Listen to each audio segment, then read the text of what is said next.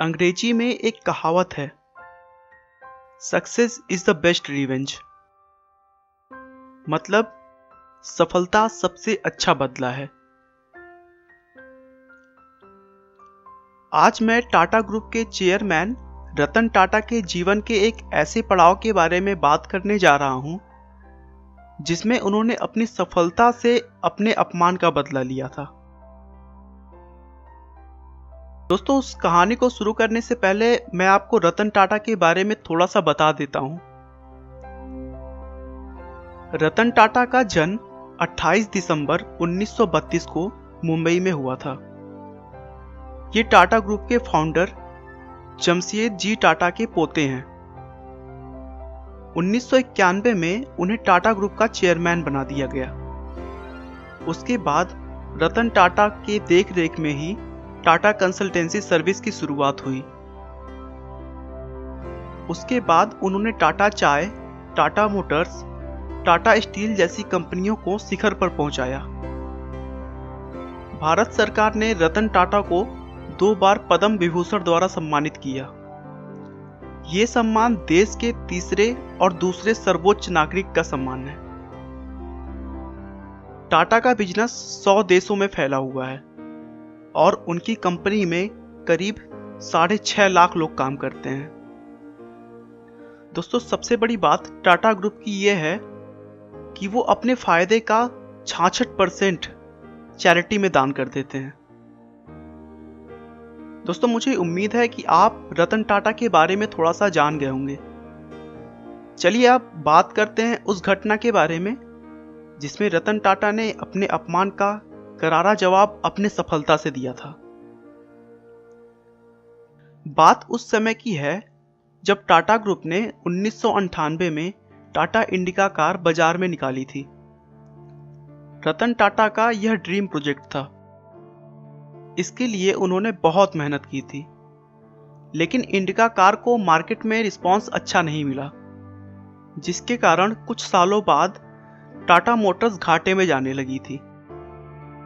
Tata Motors के साझेदारों ने रतन टाटा को कार व्यापार में हुए नुकसान की पूर्ति के लिए कंपनी को बेचने का सुझाव दिया और न चाहते हुए भी रतन टाटा को अपने दिल पर पत्थर रखकर यह काम करना पड़ रहा था। वे टाटा मोटर्स के साझेदारों के साथ अपनी कंपनी बेचने का प्रस्ताव फोर्ड कंपनी के पास ले गए, जिसका हेडक्वार्टर अमेरिका में है। फोर्ड कंपनी के साथ रतन टाटा और उनके पार्टनर्स की मीटिंग करीब 3 घंटे तक चली। फोर्ड के चेयरमैन बिल फोर्ड ने रतन टाटा के साथ बहुत बदसलूकी सा व्यवहार किया और बातों ही बातों में यह कह दिया कि जब तुम्हें इस बिजनेस के बारे में कोई जानकारी नहीं है तो फिर तुमने इस कार को लॉन्च करने में इतना पैसा क्यों लगाया।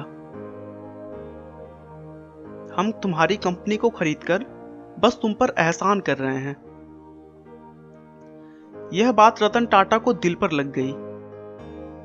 वह रातों रात अपने पार्टनर्स के साथ उस डील को छोड़कर वापस चले आए। बिल फोर्ड की उन बातों को रतन टाटा भुला नहीं पा रहे थे।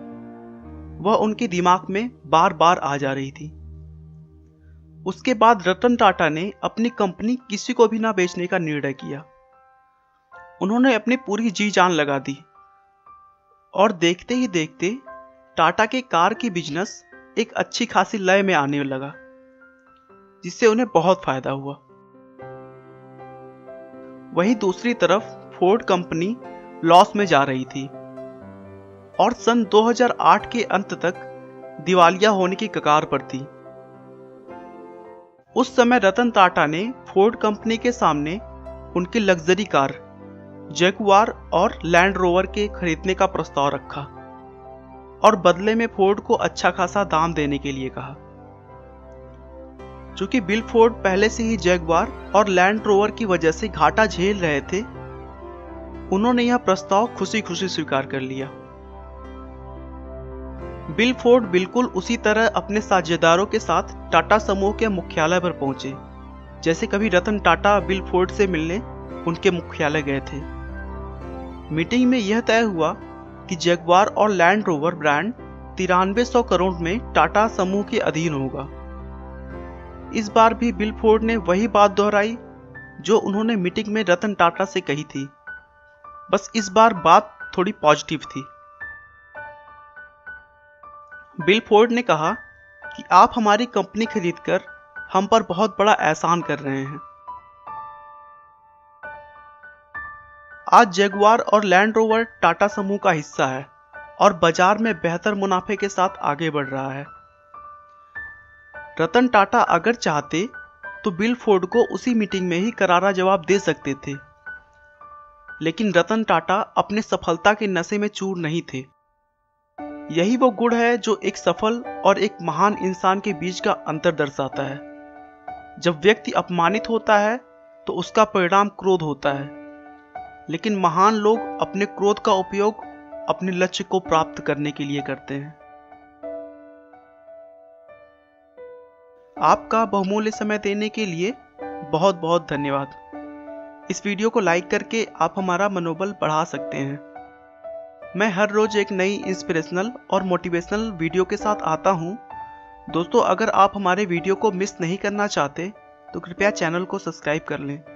आपको यह कहानी कैसी लगी हमें कमेंट करके जरूर बताएं। धन्यवाद।